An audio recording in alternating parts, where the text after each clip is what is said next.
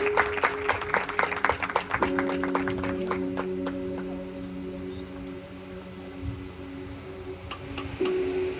God. यीशु मसीह के बाबरकत जलाली और फतेहमंद नाम में आप सबको सलाम। बाइबल मुकद्दस कहती है कि जब कोई भी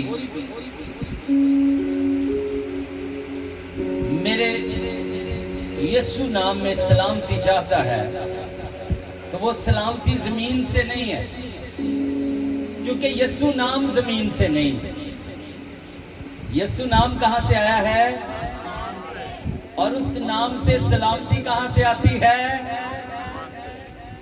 और कलाम कहता है जब कोई यीशु नाम में सलामती चाहता है और सुनने वाला अगर सुन के खामोश हो जाता है, कहने वाले पर सलामती फिर वापस आती है और खामोश रहने वाला सलामती से खाली रह जाता है। लेकिन अगर दोनों एक दूसरे के लिए जवाब देते हैं तो फिर सलामती एक पर नहीं है। सलामती कितने लोगों पर है? दोनों। एक बार फिर आप सबको यीशु मसीह के बाबरकत नाम में सलाम। आए खुदा बाप के लिए, उसके बेटे यीशु के लिए और रूल कुछ के लिए जोरदार तालियां बजाएं, जोरदार। ये वो खुदावंद है जिसने हमारी निजात का काम किया। ये जोरदार थी। इसकी आवाज आपके साथ वाले को आ रही है।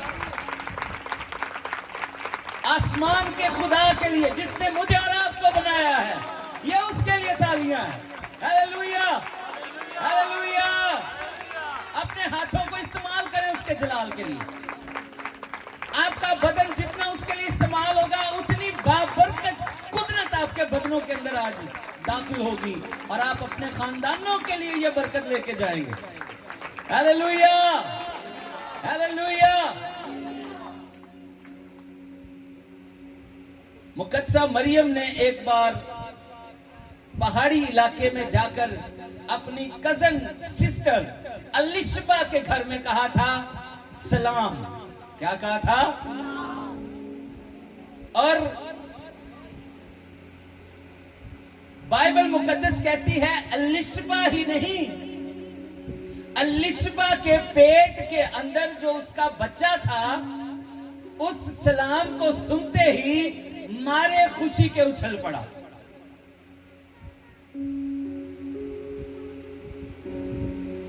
मुकद्दसा मरियम ने बड़ी दफा पहले भी सलाम किया होगा उसे, लेकिन उस दिन जब वो उसके घर में आई थी, उस दिन अकेली नहीं आई थी। उस दिन मुकद्दसा मरियम के बदन के अंदर यीशु मौजूद था, वो रिसीव कर चुकी थी। और जब यीशु को कोई लेके आता है और सलाम कह दे, सिर्फ सलाम कह दे, उनकी नस्लों पर भी सलामती ठहरती है। Hallelujah, hallelujah. यीशु मसीह के नाम की, यीशु मसीह के नाम की। आज हम खुदा की हजूरी में हैं और मैं आपको बताना चाहता हूं यहां पे कोई कैमरा इसलिए नहीं है कि किसी गोरे को यह मीटिंग दिखाई जाए। हां, हमारा भी एक गोरा है, असी भी एक गोरा फसाया होया है। वो गोरा सब तो गोरा है। हालेलुया। वो गोरा सिर्फ बारों नहीं, वो अंदरों बारों गोरा है। और ओदी कैमरे दी अख सानू सारियां नू वेख रही। हालेलुया। जेड़े हालेलुया कह रहे ने उन्हां नू भी वेख रही है, ते जेड़े चुप ने उन्हां नू भी वो अख, ते जेड़े कह रहे ने खुशी दे नाल, वो अज तो खाली नहीं जाएंगे। हालेलुया। यीशु मसीह के नाम की, यीशु मसीह के नाम की। आज हम खुदा के कलाम को सुनने जा रहे हैं। इससे पहले कि हम खुदा का कलाम सुने, थोड़ा सा वक्त लूंगा मैं आपको, लेकिन आपने बड़ी ईमानदारी से वक्त देना है। तैयार हैं? कलाम सुनने के लिए कौन कौन आया है? क्योंकि बाइबल फरमाती है ईमान सुनने से पैदा होता है, और सुनना मसीह के। आज हम मसीह की बातें सुनने जा रहे हैं, और अगर किसी के अंदर ईमान नहीं भी है, आज इस कलाम से उसके अंदर ईमान पैदा होने वाला है। और ईमान लाने वालों के दरमियान मोजज़े होते हैं। अगर आप कलाम गौर से नहीं सुनेंगे, इबादत के बाद आप कहें कि हमारे लिए दुआ करें, वो दुआ आपके लिए शिफा का या मोजज़े का सबब नहीं बनेगी। क्यों? क्योंकि कलाम में लिखा है कि वो अपने कलाम को नाजिल करके क्या बख्शता है। तो जब हम कलाम को नहीं सुनेंगे, छोटे बच्चों को इसकी कदर का नहीं पता, वो अपनी जगह से उठ जाते हैं, वो घूमते फिरते हैं, वो खेलते फिरते हैं। लेकिन जो समझदार है, जो जानता है कि इस कलाम की वैल्यू क्या है, इस कलाम की वैल्यू यूहन्ना रसूल ने बताई है। उसने कहा इब्तिदा में कलाम था, कलाम खुदा के साथ था, और कलाम ही खुदा था, और कलाम मुजस्सम हुआ और हमारे दरमियान रहा, और हमने उसका ऐसा जलाल देखा जैसा बाप के इकलौते का है। हालेलुया! अगर मैं और आप इसकी वैल्यू जानते हैं, अगर मैं और आप इस कलाम की कदरों कीमत को जानते हैं, हम कभी भी अपनी जगह से इस कलाम के दरमियान उठकर अपने घर की तरफ नहीं जाएंगे, बल्कि अपने आसमानी बाप की बात को सुनेंगे। वो मुझसे क्या फरमाता है। जिसके कान हो वो सुने कि रूह कलीसिया से किदे कान है गिने किन्ने ने देख लो, दोनों ही है ने, दो कान ने, मुंह किन्ने ने? खुदा ने पता मुंह क्यों एक बनाया? ताकि असी बोलिए थोड़ा ते सुनिए। लेकिन खुदा दे फजल नाल कान दो हुंदियां ते मुंह एक हुंदियां असी बोलदे ज्यादा वा, सुनदे घट आ। अच्छा, कई कहते ने दुआ च कहते ने खुदावंद ऐसा ना हो कि हम एक कान से सुने और दूसरे कान से निकाल दें। कईयां ने दुआ का एक जुमला बनाया है। अच्छा, मैनू नहीं हो अज तक कान लभ्या सज्जा है कि खब्बा है जेड़ा जिहदे विचों निकल जाती है गल। जिदने पता लग गया ना, मैं अपने गिरजे च ते इधर एक टेप लवा देनी भी इधर भाई कोई शहर रख दियो, ताकि जेड़ी गल अंदर जावे ना वो बाहर। लेकिन कलाम कहता है जिसके सुनने के कान हो वो सुने रूह कलीसियाओं से। इसका मतलब दोनों कान क्या है? सुनने वाले हैं, कोई भी कड्डन वाला नहीं। तो आज इस कलाम की बातों को दोनों कानों से सुनना है, और मुंह को एक दूसरे से बातें करने के लिए नहीं खोलना, बल्कि खुदा के कलाम को सुनने के लिए आज कानों को खोलना। आमीन, आमीन। यीशु मसीह के नाम की, यीशु मसीह के नाम की। आज हम देखेंगे खुदा की तलाश। यशायाह नबी के सहीफे में से खुदा किसकी तलाश करता है, खुदा किसको ढूंढता है, खुदा किसके बारे में हमेशा अपनी नजरें लगाए रखता है। कौन से ऐसे लोग हैं जिनको खुदा ढूंढता है? कोई बता सकता है? खुदा किसे तलाश करता है? हेलो, बाइबल पढ़ने वाले, खुदा किसकी तलाश करता है? दुनिया के रद्द किए हुए लोग। परस्तार, बहुत अच्छा जवाब। खुदा ऐसे परस्तार ढूंढता है जो प्रस्तिश करते हैं। रूह सच्चाई। अभी हमने प्रस्तुत की ना, रूह और सच्चाई से की है कि ने रूह ते सच्चाई ना की थी। हालेलुया। जिन्हें ने प्रस्तुत करके उन्होंने बुलाया है वो ओदी गल भी सुननगे। आमीन आमीन। तो बाइबल में से आज हम देखेंगे कि खुदा किसकी तलाश करता है। बहुत अच्छे जवाब रद्द किए हुए लोग, और एक और जवाब आया रूह और सच्चाई से प्रस्तुत करने वाले। आइए बाइबल मुकद्दस में से आज हम देखेंगे यशायाह नबी का सहीफा 59वां बाब और उसकी 16वीं आयत। खुदा तलाश कर रहा था, परस्तारों की भी वो तलाश करता है, ये सच है, लेकिन यहां पर एक और तलाश है। 59वां बाब उसकी 16वीं आयत, कलाम खुदा में यूं लिखा हुआ है, और उसने देखा कि कोई आदमी नहीं, और उसने देखा कि कोई आदमी नहीं, कोई आदमी नहीं। खुदा ने आसमान से देखा, हर इंसान को देखा, गौर से देखा, और उसने देखा कि कोई आदमी नहीं, और ताज्जुब किया। और क्या किया? खुदा ने देखा कोई आदमी नहीं मिल रहा मुझे, और ताज्जुब किया। ताज्जुब किस बात पे किया?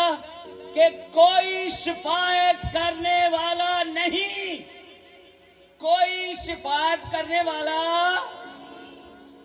खुदा ने आसमान से देखा, सारी जमीन के लोगों को देखा, हर इंसान को जाना, परखा, ढूंढा, तलाश की, लेकिन किसी आदमी में खुदा को शिफायत करने वाला नहीं मिला।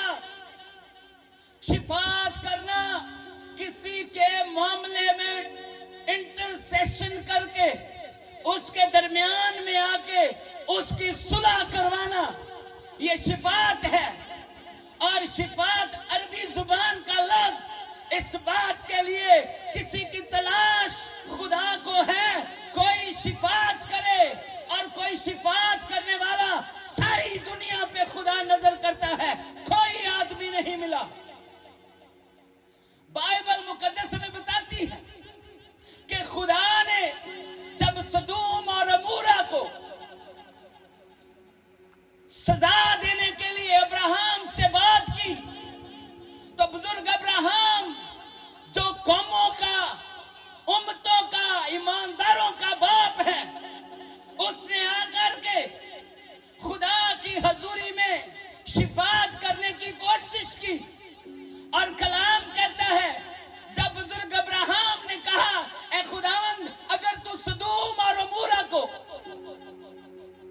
उनके गुनाह की सजा देने के लिए आसमान से आग बरसाता है, तो क्या अगर वहां पे 50 लोग रास्तबाज हों, तो तेरा कहर उन तमाम बुरे लोगों की वजह से उन 50 लोगों पर भी आएगा? क्या तू उन 50 लोगों की वजह से उन शहरों को माफ न कर देगा? खुदा ने उसकी शिफात को सुना, और खुदावंद ने कहा, अब्राहम, अगर इन शहरों में 50 बंदे मुझे ऐसे मिल जाएं जो रास्तबाज हों, मैं तेरी इस शिफात को कबूल करूंगा और इन शहरों को माफ कर दूंगा। और बुजुर्ग अब्राहम फिर करीब आते हैं, फिर बात बढ़ाते हैं, कहते हैं, खुदावंद अगर 45 हो, खुदावंद ने कहा, अब्राहम अगर 45 भी हुए तो मैं माफ कर दूंगा। फिर बुजुर्ग अब्राहम 40 पे, फिर 30 पे, फिर 20 पे, बात होते होते 10 पे आ गई। कितने पे आ गई? बुजुर्ग अब्राहम ने 50 से शुरू किया और आखिर कहां तक ले आया? 10 तक। और कलाम कहता है, खुदा ने कहा, अब्राहम अगर 10 भी हुए तो तू इस बात में मेरे दरमियान में खड़ा है, मैं 10 रास्तबाज लोग भी हों, मैं इनको माफ कर दूंगा। लेकिन अब्राहम की शिफात उन शहरों को बचा नहीं सकी। सदूम और अमूरा, कलाम बताता है उनमें 10 भी रास्तबाज नहीं थे, और खुदा ने आसमान से आग बरसाई और सारे शहरों को खाके स्याह बना दिया। और अगर बची तो पता कितनी जिंदगियां बची थी, कितनी जिंदगियां थी उन शहरों में से। हाँ जी, कोई तुक्का ही ला दे, गलत जवाब का कोई जुर्माना नहीं। हाँ जी, 3।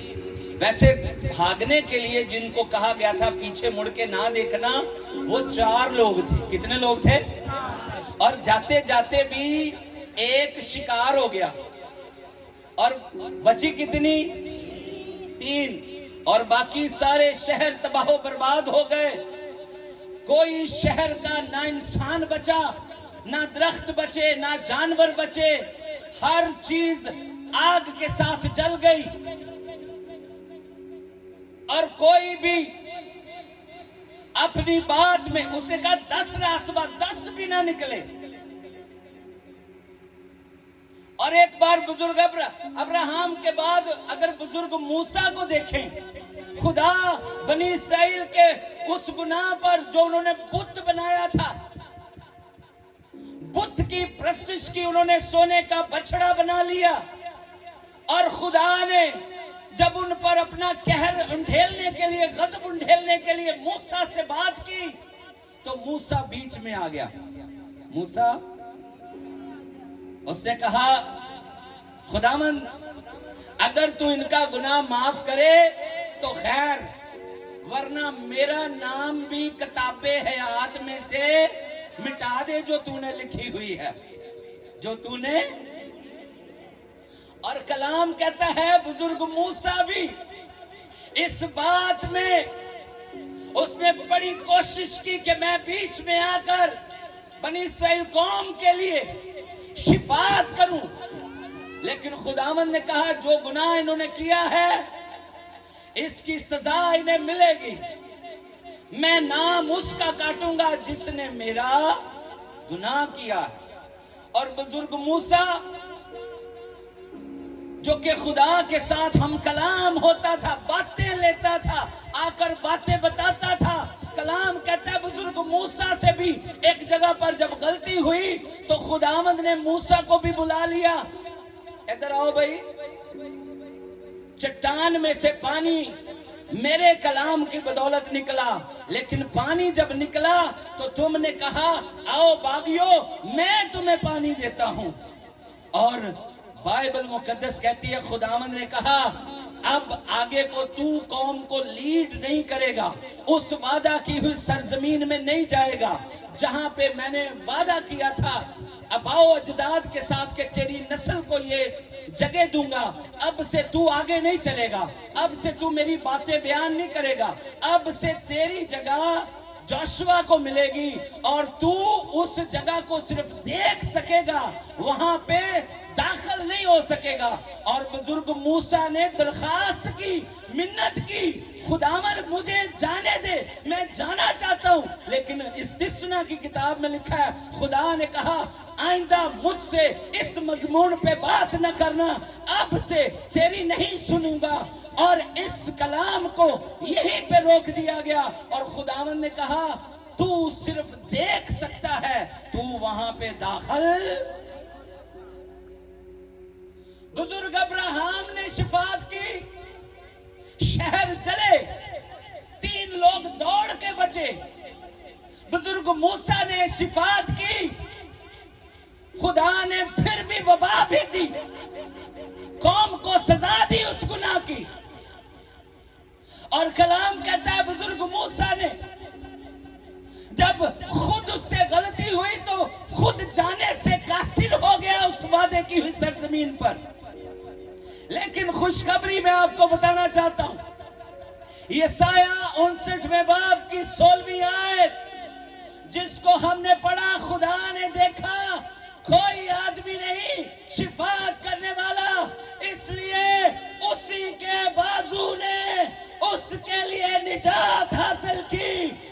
उसी की रास्तबाजी ने उसे संभाला। उसकी अगर रास्तबाजी देखें, कोई और दूसरा नहीं है। अगर खुदा पाक है, अगर उसकी तरह कोई पाक हमें नजर आता है, वो सिर्फ और सिर्फ उसका बेटा खुदावंद यीशु मसीह है, जिसकी जिंदगी खुदा की पाकीज़गी के बराबर है। यीशु मसीह ने कहा, जिसने मुझे देखा उसने बाप को देखा, क्योंकि मैं और बाप दो नहीं बल्कि, और यीशु वो है जो अब्राहम ना कर सका, वो यीशु कर सकता है। अब्राहम 10 रास्तबाज भी वहां पे ढूंढ ना सका, पा ना सका, खुदा के सामने खड़े ना कर सका, लेकिन यीशु मसीह वो है जो इंसानों को खड़ा कर दे, और अगर उनको एक जुमले में कह दे तेरे गुनाह माफ हुए, 10 छोड़ के अगर 10,000 भी हो, यीशु का एक जुमला उनके सारे गुनाहों को पाक करता है। और रूए ज़मीन पर रास्तबाजों की तादाद को वो बढ़ाना जानता है।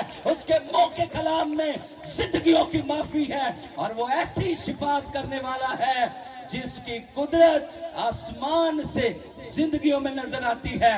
मफलूज को जब लाया गया था, जिसको गुनाह की वजह से फालिज हो गया था, फकी फरीसी कह रहे थे ये कौन है जो गुनाह माफ कर सकता है। यीशु मसीह ने कहा, तेरे गुनाह माफ हुए, उठ अपनी चारपाई उठा, और उठ अपनी चारपाई उठा, और उन्होंने कहा ये इंसान होके कैसे गुनाह माफ कर सकता है। जैसे आज बहुत सारे लोगों को यूं लगता है यीशु कैसे माफ कर सकता है, यीशु कैसे रास्तबाजों का शुमार बढ़ा सकता है, यीशु कैसे रास्तबाज लोग जमीन पर कायम कर सकता है।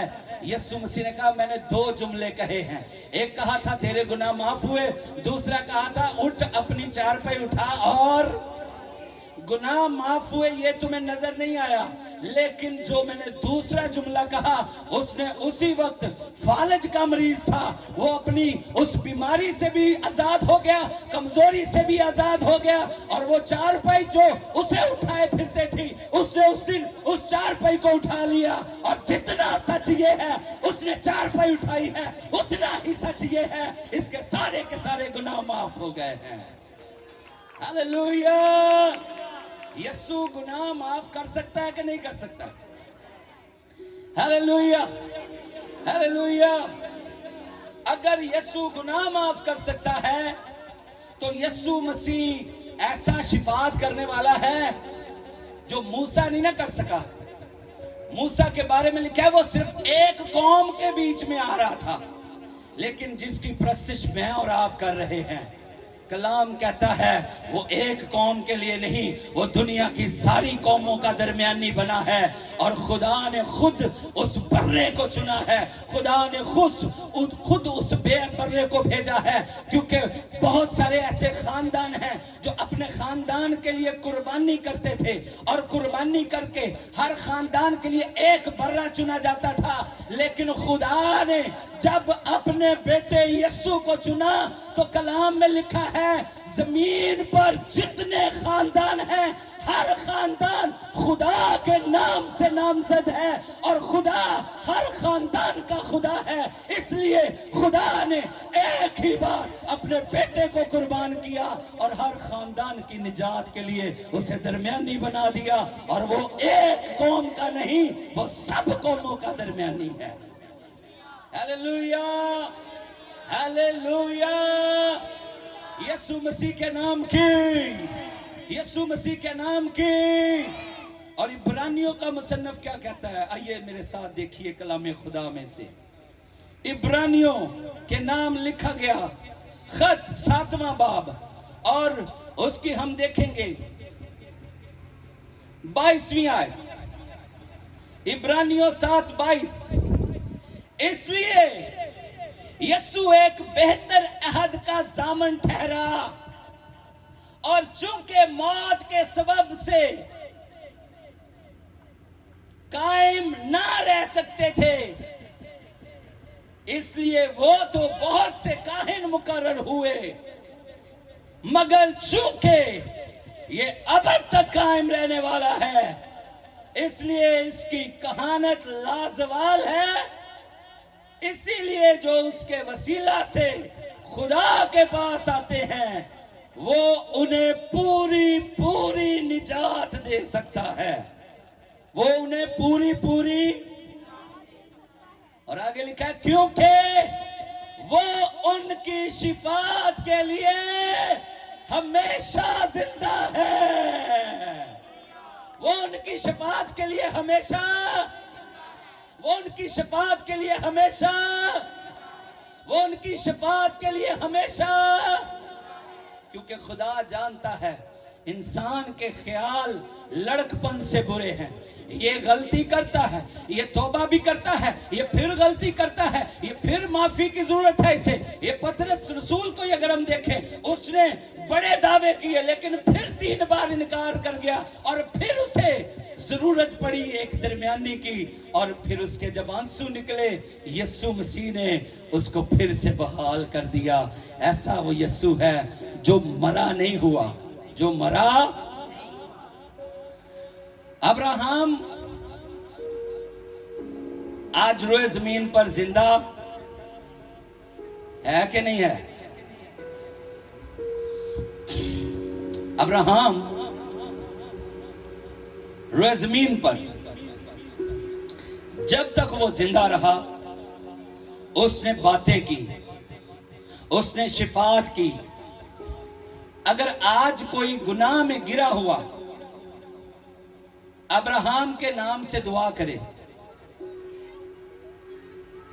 सुनी जाएगी। हेलो, अगर कोई मूसा के नाम से दुआ करे सुनी जाएगी? नहीं। क्यों नहीं?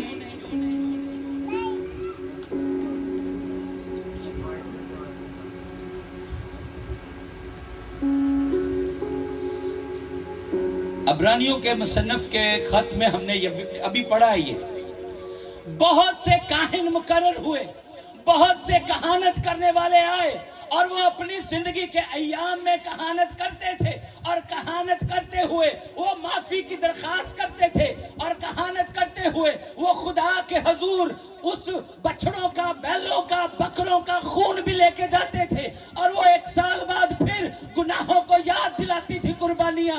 लेकिन जिसकी इबादत मैं और आप करते हैं, जिसकी प्रस्तुत मैं और आप करते हैं, कलाम कहता है वो सलीब पर मरा जरूर लेकिन तीसरे दिन मुर्दों में से जी उठा, और जी उठने के बाद उसने कहा मैं मर गया था अब जिंदा हूं और अब्दुल आबाद हमेशा। हालेलुया, हालेलुया, मैं अब्दुल आबाद हमेशा। और आज इसीलिए उसके नाम से माफी होती है, क्योंकि वो आसमान पर, वो आसमान पर वो जिंदा उठाया गया।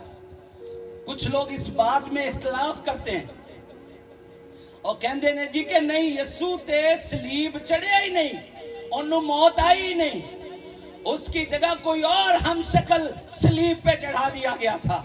लेकिन अगर ये बात है तो फिर बाइबल मुकद्दस की सच्चाइयां जो इस बात को बयान करती हैं कि यीशु जब सलीब पर था तो एक डाकू जो ईमान ले आया था उसने कहा ऐ खुदावन जब तू अपनी बादशाही में आए तो मुझे, वो सच्चा गवाह आज भी उस फिरदौस में मौजूद है, और वो इस बात का सबूत है यीशु सलीब पर था, मैं भी सलीब पर था, मुझे उसने बचाया और मैं फिरदौस तक पहुंचा हूं। और जितने ये बात करते हैं, जितने ये दावा करते हैं, उनके खिलाफ वो खड़ा गवाही के लिए आसमान पे मौजूद है।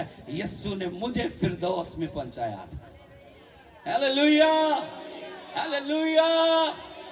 अगर यीशु सलीब पे नहीं चढ़ा था तो फिर वो सिपाही जिसने कहा बेशक ये आदमी, वो संगदिल लोग होते हैं, लेकिन यीशु के कफारे को जब उसने भी देखा वो ईमान ले आया कि यीशु ही है जो रास्तबाज होते हुए दुख उठा कर गया है ताकि मुझे और आपको खुदा तक पहुंचाए। नीचे वाले काहन नीचे वाले पाकतरीन मकाम में खून लेके जाते थे जो आसमानी पाक मकान का अक्स था। उस आसमान की चीजों को जमीन पर दिखाकर मूसा को कहा था ऐसी बना, लेकिन उन बैलों बकरों बछड़ों का लहू नीचे वाले पाक-तरीन मकान में लाया जाता था और वो जमीन पर ही रह जाता था। लेकिन मेरा और आपका सरदार काहिन जमीन पर नहीं, वो अपना खून आसमानी उस पाक-तरीन मकान में लेके गया है जहां हमेशा हमारे लिए शिफात के लिए वो जिंदा है। और ना सिर्फ वो हमें जमीन पर माफी दिला के गया है, बल्कि हमारे लिए उसने आसमान पे उम्मीद को जिंदा किया है। मैं जाता हूं और तुम्हारे लिए जगह तैयार करता हूं। मेरे बाप के घर में बहुत से मकान हैं, अगर ना होते तो मैं तुमसे कह देता। और उसने अपना खून आसमानी बादशाही में ले जाकर हमारे लिए रास्तों को खोल दिया। Hallelujah, hallelujah, hallelujah. यीशु मसीह के नाम के, यीशु मसीह के लिए उसकी कलीसिया को शिफायत करने की जरूरत नहीं है, बल्कि यीशु हमारी शिफायत करता है। Hallelujah, hallelujah. आइए एक और वाला देखते हैं, हम वाइज की किताब, वाइज हिकमत की किताब। बड़ी खूबसूरत बात है, इसको सुनेंगे हमारे दिल ईमान से और भर जाएंगे। वाइज की किताब, उसका 9वां बाब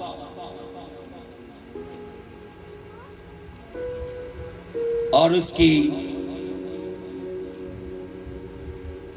4थी आयत। वाइज हिकमत की किताब 9वां बाब और उसकी 4थी आयत। चूंकि जो जिंदों के साथ है उसके लिए उम्मीद है। चूंकि जो किसके साथ है जी? किसके साथ है? खुदा मुर्दों का खुदा, खुदा जिंदों का खुदा है। खुदा किन का खुदा है? तो यीशु मसीह ने क्या कहा? मैं मर गया था, अब जिंदा हूं और अब्दुल आबाद हमेशा, अब्दुल आबाद हमेशा। और यहां पे लिखा है, वाइज की किताब कहती है 4थी आयत में, चूंकि जो जिंदों के साथ है उसके लिए क्या है? उसके लिए क्या है? उसके लिए उम्मीद है। उसके लिए क्या है? सारे कहो उम्मीद है। उम्मीद है। जो जिंदों के साथ है उसके लिए, इसलिए जिंदा कुत्ता मुर्दा शेर से बेहतर है। इसलिए जिंदा कुत्ता मुर्दा शेर से, शेर एक पासे मरिया है, बड़ा बड़ा कादे ओदा, बड़े ओदे लंबे लंबे दंद ने, ओ मरिया होया है शेर। दूजे पासे कुत्ता है, ओ जिंदा है। अच्छा, दोनों चों बेहतर केड़ा है?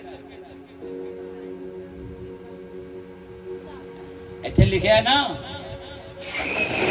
जिंदा कुत्ता मुर्दा शेर से, जिंदा कुत्ता मुर्दा शेर से। एक बादशाह मरिया होवे, एक गरीब जिंदा होवे, ते असी राह पूछना होवे, किंदको पूछांगे? किसको पूछांगे? और यहां पे लिखा है जिंदा कुत्ता मुर्दा शेर से, जिंदा कुत्ता मुर्दा शेर से। लेकिन मैं आपको बताना चाहता हूं, दुनिया की सोचें, दुनिया के ख्याल, दुनिया का ईमान, दुनिया का तवक्कल, दुनिया का भरोसा, दुनिया का यकीन वो अपने मबूदों पे रखते हैं और इस बात पर वो अपना ईमान लगाए बैठे हैं कि कोई हमें बचा लेगा, लेकिन कलाम कहता है जिंदा कुत्ता मुर्दा शेर से बेहतर है, लेकिन जिस पर हम ईमान रखते हैं वो है भी शेर, बल्कि बब्बर शेर, और है भी जिंदा। इस तरफ लिखा है जिंदा कुत्ता बेहतर है, लेकिन हमारे लिए एक ऐसी उम्मीद है, वो है भी जिंदा और है भी यहूदा के कबीले का। Hallelujah, hallelujah. वो बब्बर भी है और है भी जिंदा। Hallelujah, hallelujah. जाती जूलियत ललकार रहा था आके, और वो बहुत सारे देवताओं का नाम लेकर लानत कर रहा था दाऊद पर, और फिर अपना तारुफ भी करवा रहा था, क्या मैं कुत्ता हूं, क्या मैं, अपना तारुफ भी करवाया उन्हें। ते जिदों तू इन्ने देवतावां दे दर दर जाके झूठा खाएगा हर एक दा, ते तू कुत्ता ही है, होर तू की है। उसने अपना तारुफ करवाया। ते दूजे पासे वो दाऊद सी, हालेलुया, जिसकी असल और नस्ल में से यहूदा के कबीले का बब्बर आया। यूहन्ना रो रहा था, मुकाशफा की किताब में लिखा है, और ये आंसू सारी दुनिया के आंसू थे कि शिफात करने वाला कोई भी नहीं है। बुजुर्गों में से एक ने कहा मत रो, है एक जो यहूदा के कबीले का बब्बर है। लोग दुनिया ऐसी जगह पर ईमान रखे हुए हैं जो मुर्दा है और किसी काम के नहीं है, लेकिन यहाँ पे वो है जो यहूदा के कबीले का बब्बर है, जिंदा भी है और बब्बर भी है, और हमेशा अपने लोगों की हिफाजत करना जानता है। हालेलुया। दानियल जिसके हुजूर 3 वक्त दुआ करता था ना, शेरों के आगे जब डाला गया तो शेरों ने क्यों मुंह नहीं लगाया? क्योंकि दानियल की तरफ यहूदा के कबीले का बब्बर खड़ा था, इसलिए बाकी शेर जो थे उनके मुंह बंद हो गए कि हमसे ज्यादा ताकतवर इसके साथ है, और वही आज हमारे साथ खड़ा है। Hallelujah, hallelujah. यीशु मसीह के नाम की, यीशु मसीह के नाम के। जिंदा कुत्ता बेहतर है, लेकिन हमारे लिए है भी बब्बर और है भी जिंदा। हालेलुया, यीशु मसीह के नाम के, यीशु मसीह के नाम के। हालेलुया। कलाम कहता है जब फरीसियों ने जुमेरात को यीशु मसीह को सलीब चढ़वा दिया रोमी गवर्नमेंट के हाथों,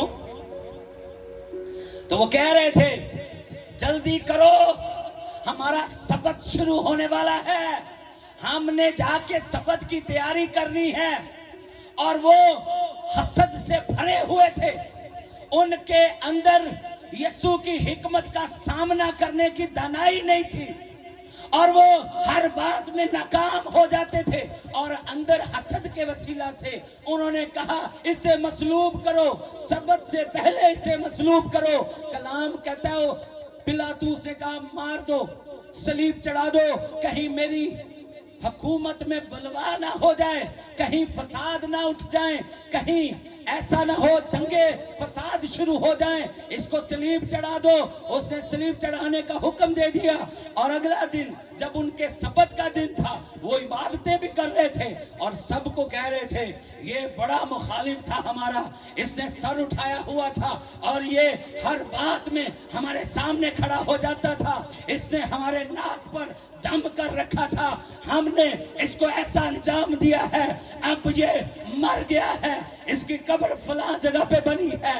हफ्ते को भी इस बात का चर्चा होता रहा, वो इस बात को फैलाते रहे और लोगों को बताते रहे और ऐलान करते हुए होंगे कि यीशु जो मसीह बनने की कोशिश कर रहा था, हमने उसे सलीब पर चढ़वा कर मरवा दिया, अब वो मर गया है, अब वो खत्म हो गया है, उसकी कहानी को हमने दी एंड कर दिया है।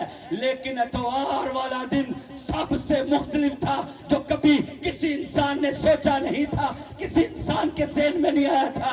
उनकी खुशियां जो थी, जो 2 दिन उन्होंने बड़ी खुशी की, तीसरे दिन पता चला यीशु मुर्दों में से जिंदा हो गया है।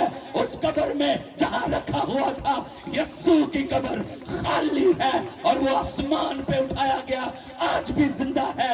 और हर गुनाह करने वाले जो इंसान उसे पुकारते हैं, उनकी शिफात करता है और हमेशा जिंदा है। हालेलुया।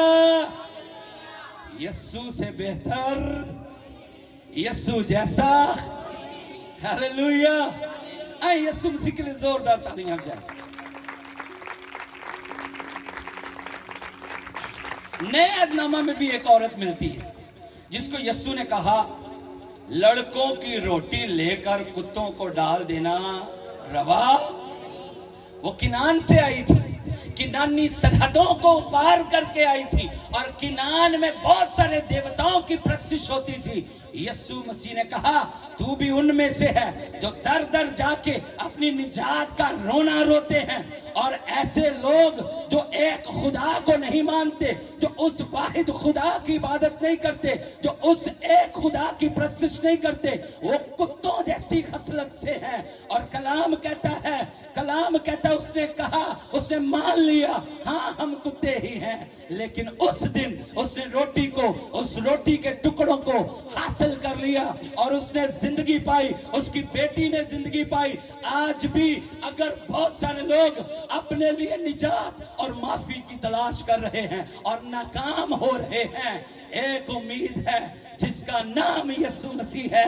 यीशु माफ कर सकता है और सिर्फ माफ नहीं कर सकता बल्कि दोबारा खता भी हो जाए, हमारी शिफात के लिए आसमान पर खुदा की दाहिनी तरफ वो जिंदा है और बैठा हुआ है, ताकि जब भी हम दुआ करें वो हमारी शिफात करे और हमें आधी निजात नहीं बल्कि कितनी निजात दे, कितनी निजात दे। Hallelujah, hallelujah. यीशु मसीह के नाम की, यीशु मसीह के नाम की। और शिफात वही कर सकता है जिसके अपने अंदर कोई गुनाह ना हो। बाइबल कहती है सब ने गुनाह किया और खुदा के जलाल से, लेकिन यीशु वो है जिसने कहा, कौन है तुम में से जो मुझ पर गुनाह साबित करता है। ना कल कोई कर सका, ना आज तक किसी ने साबित किया है और ना आने वाली दुनिया के आखिरी दिन तक कोई उसमें साबित कर सकेगा। क्योंकि अगर गुनाह होता वो कभी आसमान पे ना चढ़ता, आसमान पर खुदा की दाहिनी तरफ बैठा है। और हर गुनाहगार जो माफी के लिए खुदा के हुजूर अपने हाथों को उठाता है, आंखें लगाता है, खुदा उसके सारे गुनाह यीशु के लहू से माफ कर देता है। Hallelujah, hallelujah. और तुसी खुश हो कि नहीं खुश हो? और तुम्हारी जान छुट्टी हुई है बकरियां तो, वैड़ियां तो, हर तरह की कुर्बानी तो, क्योंकि यीशु हमारे लिए खुद कुर्बान हुआ। और उसने कहा अब कोई और कुर्बानी बाकी क्यों नहीं कर दे ऐसी कुर्बानी, क्योंकि यीशु हमारे लिए खुद कुर्बान हुआ। Hallelujah, hallelujah. तो इसलिए वो कुर्बान भी हुआ, ज़बा भी हुआ और लिखा है वो खड़ा भी है। खड़ा पता क्यों है? ताकि जब हम जमीन पर खड़े होकर फिर से दुआ करें, वो आसमान से सुने और हमारे गुनाहों को माफ करे। हालेलुया। ऐसा कोई है दुनिया में? अब्राहम भी आया, चला गया। मूसा भी आया, अयूब भी आया, दाऊद भी आया, लेकिन यीशु आया, आज तक है और हमेशा रहेगा। हम ज़बूर भी गाते हैं, रहेगा नाम सदा तीखे मसीदा, रहेगा जब तलक सूरज। हालेलुया। यीशु जैसा, यीशु जैसा। यीशु नाम ऐसा नाम है, लिखा है अगर कोई मेरी खातर या अंजील की खातर अपनी जान खोएगा, वो इसे खोएगा नहीं बल्कि इसे, यीशु नाम तो जाने बचा रहा है। हालेलुया। कितने हैं जो इस बात से खुश हैं कि मेरे लिए है भी जिंदा और है भी बब्बर। हालेलुया। है भी जिंदा और है भी। तो बहुत सारे लोग बहुत सारे खुदाओं को मानते हैं, लेकिन उनकी जिंदगियां, बाइबल बताती है, जाती जूलियत बहुत सारे देवताओं को मानने वाला था, किनानी औरत बहुत सारे देवताओं को मानने वाली थी, उनको कुत्तों में शुमार किया गया। लेकिन हम एक ही दर पे जाते हैं, क्योंकि पौलुस को ये कहा गया, मेरा फजल ही तेरे लिए, और मेरा फजल ही तेरे लिए। इसकी जगह हम ये भी कह सकते हैं, मेरा बेटा यीशु ही तेरे लिए, मेरा बेटा यीशु ही तेरे लिए। हालेलुया। उसे पिलातूस नहीं मार सका, उसे हेरोदिस नहीं मार सका, उसे फकी फरीसी नहीं मार सके, उसे कोई दुनिया की ताकत नहीं मार सकी। वो तीसरे दिन जिंदा है और आज तक जिंदा है। और उसने कहा, अब्दुल आबाद हमेशा, अब्दुल आबाद हमेशा आए। जो जिंदा पर ईमान रखते हैं वो अपने कदमों पे खड़े हों यीशु के जलाल के लिए। जो जिंदा को समझते हैं कि वो मेरे लिए खड़ा है, आज हम उसके हजूर खड़े होंगे और इस गवाही के तौर पे खड़े होंगे कि मेरे लिए है भी जिंदा और है भी बब्बर, है भी जिंदा और है भी। लोगों ने, बहुत सारे लोगों ने ऐसी जगह पर ईमान रखा हुआ है जो मुर्दा है, लेकिन हमारे वाला है भी जिंदा और है भी। Hallelujah, hallelujah. आए खुदा की हुजूरी में, आंखें बंद कीजिए, मैं आपके लिए दुआ करना चाहता हूं।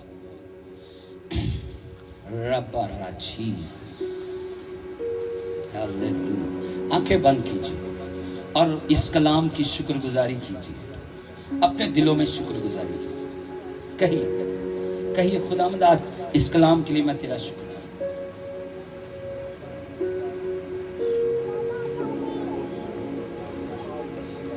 शुक्रगुजारी की आवाज बड़ी कम है। खुदा ने आपके लिए अपना बेटा बख्श दिया, सारी दुनिया की कौमों को खरीद लिया गया, क्योंकि